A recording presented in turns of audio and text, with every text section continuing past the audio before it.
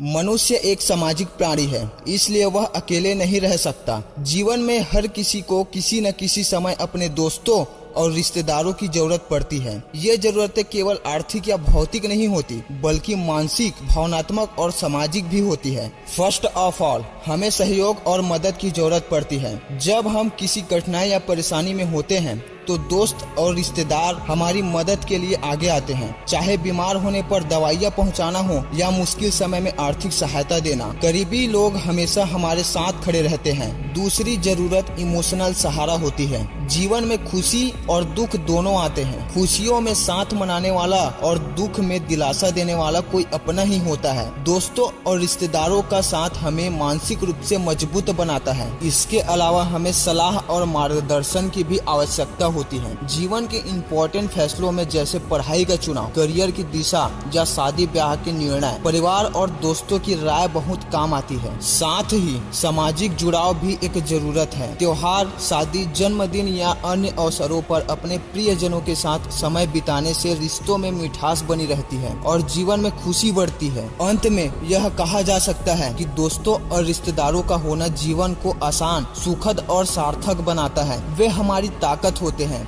और हमें यह एहसास दिलाता है कि हम अकेले नहीं हैं। बट कहीं वही दोस्त या रिश्तेदार नेगेटिव हो, उनके विचार हमारे प्रति अच्छे नहीं हो। नेगेटिव लोग हमारी प्रगति में रुकावट बन सकते हैं, इसलिए उनसे दूरी बनाना या उनकी बातों को दिल पर न लेना ही समझदारी है। नकारात्मक सोच वालों को पहचानने के लिए कुछ ऐसे पॉइंट हैं जिससे तुमको पता चल जाएगा कि ये तुम्हारे प्रति क्या विचार रखते हैं। इफ तुम्हारे दोस्त, रिश्तेदार या किसी पर्सन में ये दिखे तो समझ जाओ ये तुम्हारे लिए, तुम्हारे जीवन के लिए हानिकारक हो सकता है। बेहतर होगा इनसे दूरी बनाना। धोखा जीवन के सबसे कड़वे अनुभवों में से एक है। धोखेबाज लोग वे होते हैं जो सामने से सच्चाई और भरोसे का चेहरा दिखाते हैं, लेकिन भीतर से छल, कपट और स्वार्थ से भरे होते हैं। ऐसे लोग अपने लाभ के लिए दूसरों की भावनाओं, विश्वास और मेहनत से खेलते हैं। धोखेबाजी सिर्फ आर्थिक लेन देन में ही नहीं, बल्कि रिश्तों, दोस्ती और भरोसे के हर स्तर पर हो सकती है। यह कभी झूठे वादों के रूप में आती है तो कभी किसी की पीठ पीछे की गई साजिश के रूप में। ऐसे लोग अक्सर अपने शब्दों में मिठास लेकिन इरादों में जहर रखते हैं। पहला,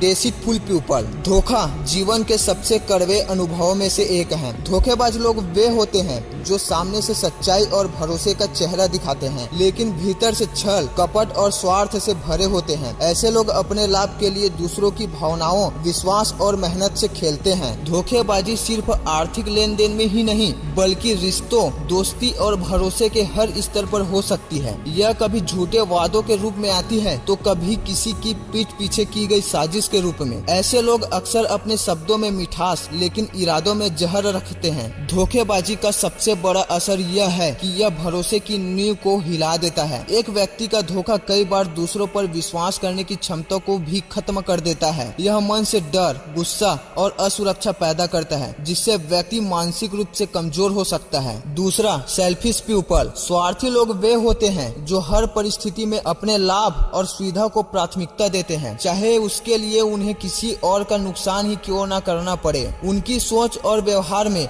मैं और मेरा शब्द सबसे ऊपर होते हैं। ऐसे लोग रिश्तों, दोस्ती और मानवीय मूल्यों को भी तभी तक निभाते हैं जब तक उन्हें उसमें अपना फायदा दिखाई देता है। स्वार्थी लोगों की पहचान करना मुश्किल नहीं है। ये अक्सर दूसरों के सामने मधुर वाणी का प्रयोग करते हैं, लेकिन अंदर से केवल अपने हित की परवाह करते हैं। जब तक आपका अस्तित्व उनके काम का है, तब तक वे आपके आसपास बने रहते हैं। जैसे ही उन्हें लगे कि अब आप उनके किसी काम के नहीं, वे तुरंत दूरी बना लेते हैं। तीसरा, people who are in control. हर इंसान अपनी जिंदगी को अपने तरीके से जीना चाहता है, लेकिन कुछ लोग ऐसे होते हैं जो दूसरों को अपनी मर्जी के हिसाब से चलाना चाहते हैं। इन्हें हम कंट्रोल करने वाले लोग कहते हैं। ऐसे लोग सामने से मददगार या सच्चे साथी दिख सकते हैं, लेकिन उनका असली मकसद होता है आपको आपकी सोच, फैसलों और आजादी से दूर करके अपने नियंत्रण में रखना। कंट्रोल करने करने वाले लोग कई तरह से अपना प्रभाव डालते हैं। कुछ लोग सीधे आदेश देकर आपको मजबूर करते हैं, तो कुछ भावनात्मक दबाव डालकर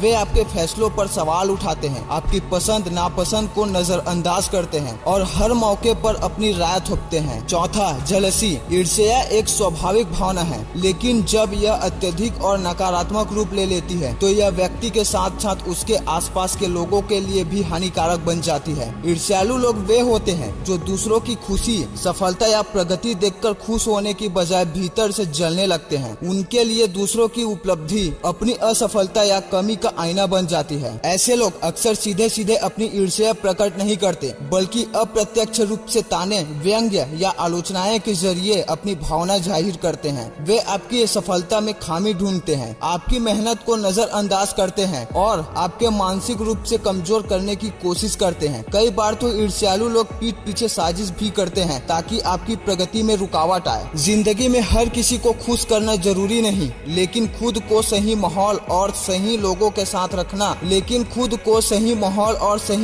साथ रखना जरूरी है, क्योंकि आपका वातावरण ही आपकी सोच और सफलता